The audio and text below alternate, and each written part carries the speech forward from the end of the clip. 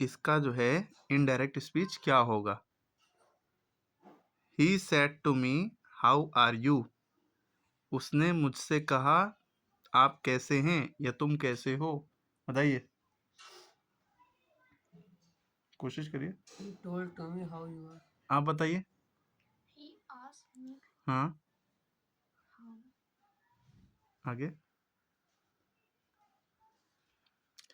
देखिए, सबसे पहली और मोस्ट इम्पोर्टेंट बात कि अगर क्वेश्चन मार्क लगा है, डायरेक्ट स्पीच में अगर क्वेश्चन मार्क लगा है तो सेड टू को टोल्ड में नहीं बदलेंगे। सेड टू को टोल्ड में बदलते हैं ना, टोल्ड में नहीं बदलेंगे जब यहाँ पे क्वेश्चन मार्क लगा होगा। तो सेड टू को बदलेंगे किसमें?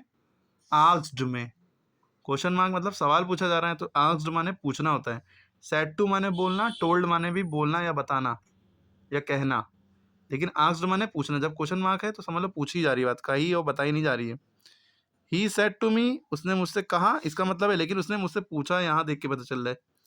तो ही आस्क्ड मी क्या हो जाएगा?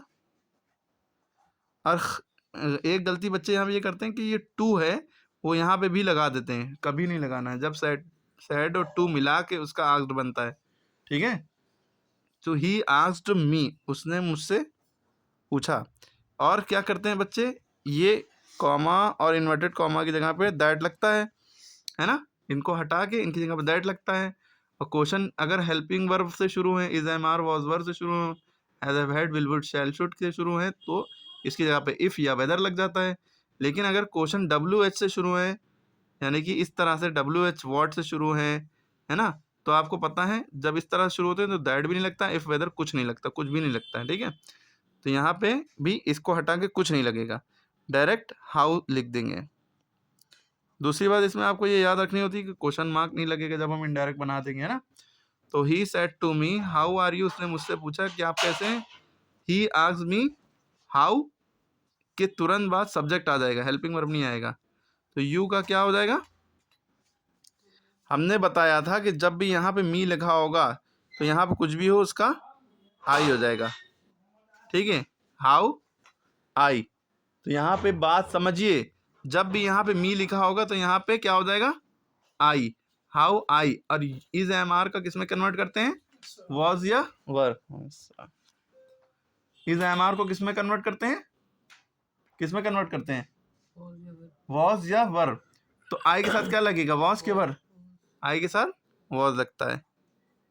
आप बस अब यहाँ पे डॉट लगा देंगे, क्वेश्चन मार्क नहीं लगाएंगे। देखिए एक साथ कितनी बातें ध्यान रखनी है। सबसे पहली बात, सेट टू को आस्क्ड में करेंगे कि टोल्ड में, यहाँ देख के पता चलेगा क्वेश्चन मार्क लगा है, ठीक। तो आपने एक पॉइंट ये देखा।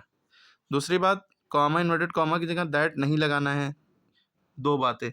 तीसरी बात, हेल्पिंग जो इन्वर्टेड कॉमा के अंदर ये जब नहीं लगाना है जब यहाँ इन्वर्टेड कॉमा के अंदर पहला वर्ड जो है डब्ल्यू एच क्वेश्चन वर्ड हो, यानी what, when, where, which, who, how, whom, whose, ये सब हो, ठीक है।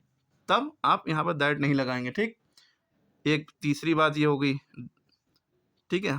और चौथी बात में ये ध्यान रखना है कि हाउ या क्वेश्चन वर्ड के तुरंत बाद हेल्पिंग वर्ब नहीं आएगा। Is am are was were do does ये जो है ये नहीं आएगा, इसके बाद तुरंत इसके बाद सब्जेक्ट आएगा, ठीक है, यू का। और यहाँ पे मी है तो यहाँ पे आई आएगा, इसको देखते हुए। उसने मुझसे कहा ना, तो और इज एम आर का क्या हो जाता है? वॉज वर, ये हो गया। क्लियर है? कोई डाउट?